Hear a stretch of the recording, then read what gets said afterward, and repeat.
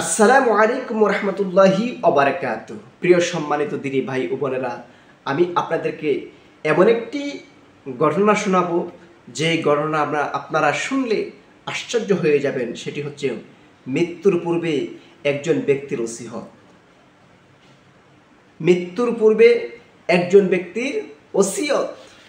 আমরা আমাদের মা বাবা ইন্তেকালের পূর্বে অথবা আমাদের দাদা দাদি আপনজনেরা ইন্তেকালের পূর্বে কিছু ওসিয়ত করে যায়, ঠিক না? কিন্তু কাজী সাহেব কোন ওসিয়ত করেছিল শুনেন। এই মৃত্যুর পূর্বে লোকটা কোন ওসিয়ত করেছিল? এক ব্যক্তি ওসিয়ত করেছিল যে আমি যে দুনিয়াতে বদ আমল করেছি, আমি তো নেক আমলের দাঁড়াদাঁড়ি করি নাই, যে নেক আমল করেছি এই নেক আমল দিয়ে আমি জান্নাতে প্রবেশ করতে পারবো না, জান্নাতে যেতে পারবো না। সুতরাং আমার ইন্তেকালের পরে আমার দেহটাকে পরে ছাই করে অর্ধেক অর্ধেক ছাই তোমরা জমিনের মধ্যে ছড়িয়ে ছিটিয়ে দিবে, বাতাসের মধ্যে উড়িয়ে দিবে, আর অর্ধেক অর্ধেক ছাই পানির মধ্যে নদীর মধ্যে ফেলে দিবে, যাহাতে পরকালে আল্লাহ পাক রাব্বুল আলামিন আমার হিসাব নিতে না পারে। সে পরকালের ভয়ে তার ছেলেদেরকে ওসিয়ত করলো। ইন্তেকালের পরে তার ছেলেরা তাকে পুড়িয়ে তার ওসিয়ত মোতাবেক কাজ করলো। কিন্তু আল্লাহর কি কুদরত, আল্লাহ রাব্বুল আলামিনের ক্ষমতা, ইন্নাল্লাহ আলা কুল্লি শাইইন কাদির।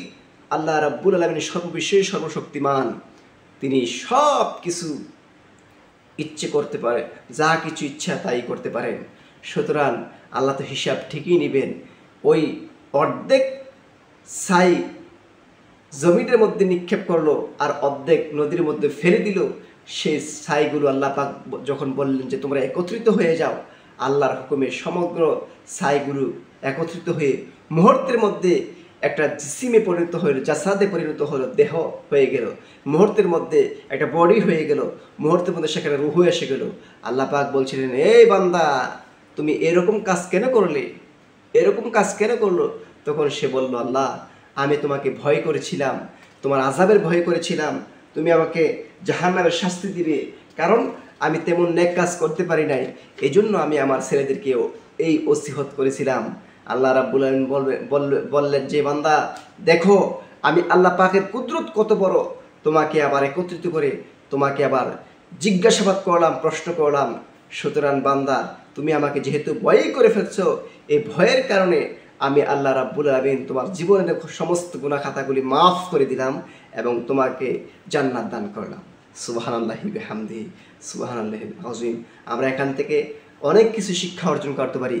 এর মূল একটি হচ্ছে আমরা শিক্ষা অর্জন করতে পারি, আমরা যেখানেই থাকি না কেন, আমরা পানিতে মরি না কেন, আগুনে পুড়ে মরি না কেন, পানিতে ডুবে মারা যাই না কেন, আমরা যেই কোনো জায়গায় যেইভাবে ইন্তেকাল করি, আল্লাহ রাব্বুল আলামিন আমাদেরকে প্রশ্ন করবেন এবং হিসাব নিকাশ করবেন, প্রয়োজনে আমার শাস্তি দিতে পারবেন।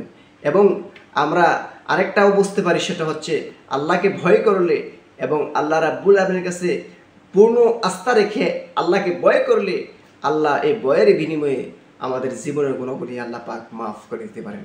সুবহানাল্লাহি বিহামদিহি।